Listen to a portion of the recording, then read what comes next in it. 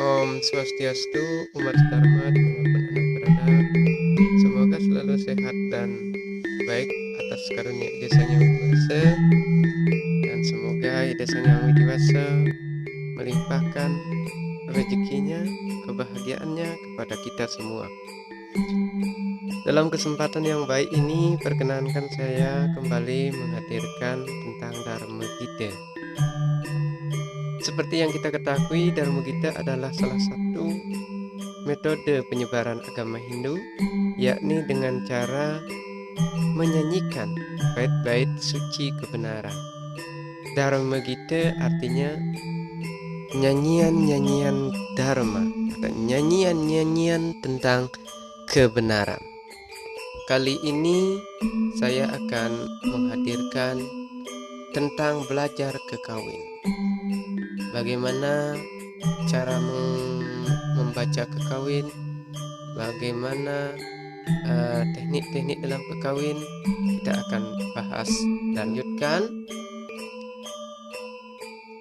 Kekawin atau juga disebut dengan sekaragung atau juga bisa disebut dengan wiramu. Sebenarnya ketiga istilah ini adalah satu kesamaan makna, namun pada hakikatnya ada perbedaan sedikit, di mana sekaragung adalah salah satu jenis Dharma Gita yang menggunakan bahasa Kawi dan yang diikat oleh guru lagu Werda dan Matra. Jadi sekaragung dalam Dharma Gita artinya adalah salah satu jenis Dharma Gita yang menggunakan bahasa Kawi dan diikat oleh guru lagu Werda dan Matra. Sedangkan kekawin itu berasal dari bahasa Sanskerta Kawi, artinya penyair. Seseorang yang mempunyai pengertian luar biasa, seseorang yang melihat hari ke depan, orang bijak, seperti itu. Kemudian diserap dalam bahasa Jawa kuno menjadi kekawin, artinya adalah karya seorang penyair. Nah, jika kita cermati pengertian-pengertian itu, maka kita akan memperoleh maksud bahwa Sekar Agung itu adalah jenis dari Dharma Gita itu sendiri. Kemudian kekawin itu adalah suatu teks, hasil karya sastra dari seorang para kawi. Misalkan Kekawin Bratayuda, ya, yang menceritakan tentang peperangan antara Kurawa dan Pandawa. Kekawin Arjuna Wiwaha oleh Empu Kanwa, yang menceritakan kisah pertapaan Arjuna di Gunung Indrakila. Kemudian Ramayana oleh Empu Yogiswara, menceritakan tentang perjalanan Rama. Jadi kesimpulannya, kekawin itu adalah teksnya atau bukunya, sedangkan sekaragung adalah salah satu jenis dari Dharma Gita itu sendiri, dan juga disebut sebagai wirama. Kenapa? Wirama itu adalah metrum atau iramanya dari Sekar Agung itu sendiri. Nah, kekawin merupakan kumpulan dari beberapa wirama, kemudian disusun dengan sistematis menceritakan suatu cerita. Demikian para hadirin pemirsa dimanapun Anda berada. Namun sekali lagi, ini bukan permasalahan yang krusial karena sudah biasa dalam pada umumnya pengertian sekaragung, kekawin, dan wirama itu mengandung maksud yang sama. Nah, bagaimana aturan dalam kekawin atau kekawin itu sendiri? Jadi kita perlu penjernihan 4 istilah di dalamnya, yakni guru, lagu, werda, dan matra. 4 hal ini harus kita pahami agar bisa kita membaca kekawin. Apa itu guru? Guru adalah suku kata yang harus ditembangkan panjang. Jadi ketika ada guru dalam satu teks kekawin, maka kita wajib memanjangkan suku kata yang mendapat guru itu. Nah, itulah yang disebut dengan guru. Sedangkan lagu lagu adalah suku kata yang ditembangkan pendek. Jadi kalau saya ibaratkan sebuah ketukan, satu ketuk itu adalah lagu. Kalau lebih dari satu ketuk itu sudah mendapat guru dalam suatu suku kata dalam kekawin itu sendiri. Kemudian apa yang dimaksud dengan urete? Urete ialah jumlah suku kata dalam satu baris. Umat sedharma dimanapun Anda berada, jadi kita sudah tahu bahwa dalam satu jenis kekawin itu terdiri dari beberapa kalimat yang tersusun menjadi satu bait atau disebut dengan pade. Jadi secara umum bentuk kekawin terdiri dari 4 baris. Baris pertama dengan baris yang kedua memiliki suku kata yang sama. Baris pertama, kedua, dan ketiga, dan seterusnya baris keempat mempunyai suku kata yang sama. Suku kata tiap baris itulah yang disebut dengan urete. Kecuali ada satu kekawin yang memiliki 3 baris dalam satu pade yang disebut dengan rai 3. Matre adalah komposisi guru lagu. Nah, ini yang penting. Untuk menembangkan satu jenis kekawin atau mewiramakan satu jenis kekawin, kita harus tahu letak guru lagunya. Letak guru lagu inilah yang disebut dengan matre. Oke, kita lanjutkan contoh urete dan matre dalam bait kekawin atau sekar agung itu. Misalkan wirama totake. Nah, tanda-tanda ini ya bisa kita lihat dalam satu jenis wirama dalam beberapa teks kekawin. Ini artinya setengah lingkaran saya tulis dengan U itu artinya lagu. Sedangkan tanda strip adalah guru. Jadi setiap suku kata yang mendapat tanda setengah lingkaran itu berarti suku kata tersebut adalah lagu yang ditembangkan pendek. Kalau suku kata, misalkan suku kata ketiga di sini dalam wirama totake ada tanda strip, berarti suku kata ketiga itu wajib dipanjangkan. Karena apa? Karena itu adalah guru, begitu.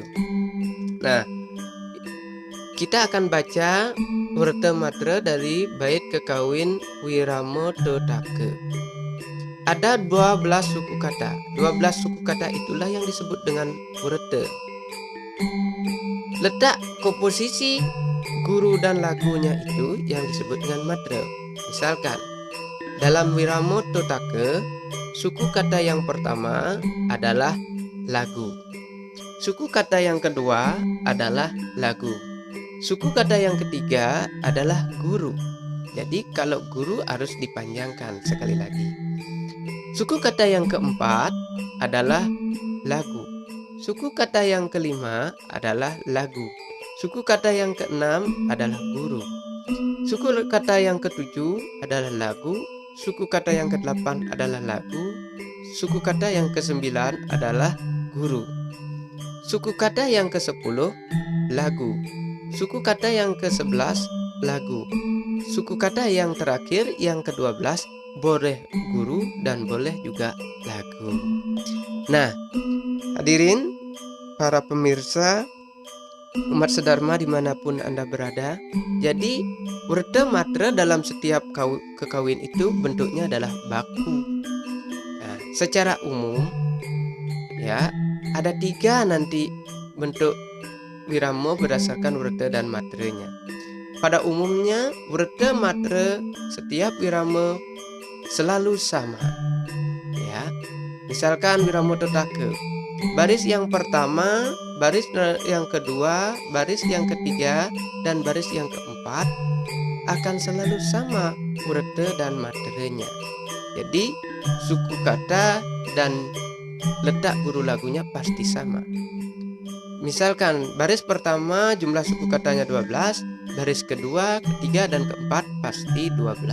Letak guru lagunya atau matrenya pun sama. Jadi tidak perlu bingung ketika kita membaca kekawin. Ya. Oke. Kita lanjutkan. Berikutnya adalah Wirama Rajani. Nah, Wirama Rajani itu jumlah suku katanya atau wertenya adalah 17. Nah, tanda-tanda ini menunjukkan suku kata yang pertama adalah lagu, kedua lagu, ketiga lagu, keempat lagu, kelima guru, keenam lagu, ketujuh guru, kedelapan lagu, ke-9 lagu, ke-10 lagu, ke-11 guru, ke-12 lagu, ke-13 lagu, ke-14 guru, ke-15 lagu, ke-16 lagu, ke-17 guru atau lagu. Jadi setiap kekawin pasti demikian. Ya. Pada akhir kalimat boleh lagu maupun guru.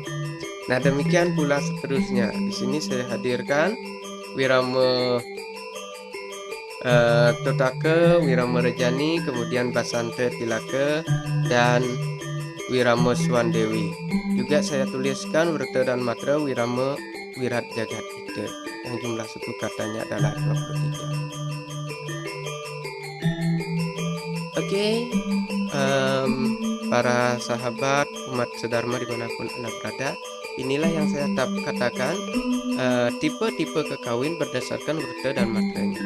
Secara umum, bentuk dari kekawin itu dalam satu pada, dalam satu bait terdiri dari 4 baris. Ya, jika dalam 4 baris itu suku kata dan letak atau komposisi guru lagunya sama antara baris pertama, kedua, dan ketiga, dan keempat, maka itu disebut dengan sama werta matra. Nah, kemudian jika baris yang pertama sama dengan baris yang kedua, sedangkan baris yang ketiga sama dengan baris yang keempat, itu disebut dengan arda sama werta matra. Jadi sebagian werta matranya sama. Kemudian jika tidak ada yang sama, baris yang pertama, baris yang kedua, baris yang ketiga, baris yang keempat, werta matranya sama sekali berbeda, maka itu yang disebut dengan wisama werta matra. Nah, yang terkenal di sini adalah guru dan manggeh, seperti halnya dengan Wirama Seronce. Demikian. Nah, pertanyaan selanjutnya adalah bagaimana ciri-ciri guru dalam kekawin tersebut? Untuk membahas tentang ciri-ciri guru lagu dalam kekawin, kita akan nantikan penjelasannya pada tayangan berikutnya. Selamat beraktivitas, semoga selalu sehat dalam lindungan Tuhan, dan semoga apa yang saya berikan tadi menginspirasi untuk pembelajaran ke depan.